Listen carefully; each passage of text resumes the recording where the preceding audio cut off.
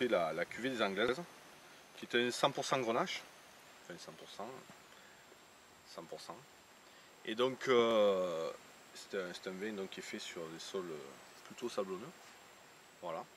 Donc on retrouve un petit peu les caractéristiques du Grenache, même si on dit souvent que le Grenache manque de couleur, on peut s'apercevoir qu'au niveau de la couleur on n'est pas trop mal. Ouais, ça... Par contre la force du Grenache c'est sa pureté, quand il est pas trop dévié, c'est quand même enfin c'est le Grenache magique pour Châteauneuf-du-Pape parce qu'il s'adapte parfaitement au sol de Châteauneuf. Et donc la pureté de son vin et en fait ça donne des arômes de fruits frais, on a un beau volume en bouche et même si on n'y rafle pas, même si on travaille en cuve béton, on arrive à avoir des tanins relativement bien fondus. C'est sûr qu'il demande peut-être un petit peu plus d'attente.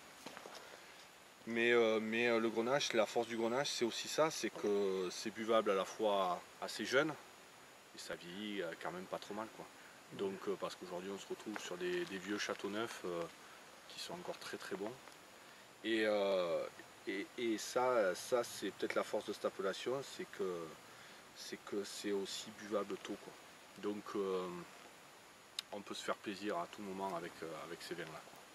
Voilà. Super. Donc qu'est-ce qu'on va retrouver un petit peu globalement au nez et puis en bouche sur ce vin? Ouais, ben, au nez c'est ça, on a surtout on est surtout sur des notes de fruits frais, voilà, et en fait ce sont des vins qui sont quand même assez gourmands, quoi, quand même, hein. On a envie un peu d'y croquer dedans, le but c'est ça, le but aussi c'est ça d'avoir les cuves béton, c'est de retranscrire un maximum la fraîcheur du vin, quoi.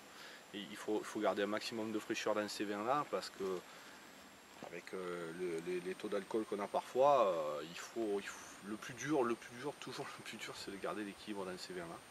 Donc voilà, c'est toujours ce qu'on recherche.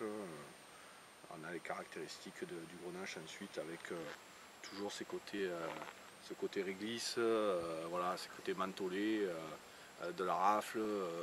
On est toujours un petit peu là-dedans, quoi. Et voilà, donc surtout le volume en bouche qui est vraiment intéressant, quoi. On a l'impression qu'on est bien enveloppé et ça c'est bien, quoi. Ça c'est plutôt bien. Qu'est-ce qu'on pourrait manger alors avec votre vin? Qu'est-ce que vous conseillez? Ah ben, la tradition avant c'était de manger le gibier. Aujourd'hui je sais pas si il reste encore beaucoup de chasseurs ou s'il y a encore beaucoup de gibier. Nous on aime bien, ben là c'est Pâques, c'est le moment de sortir l'agneau, quoi.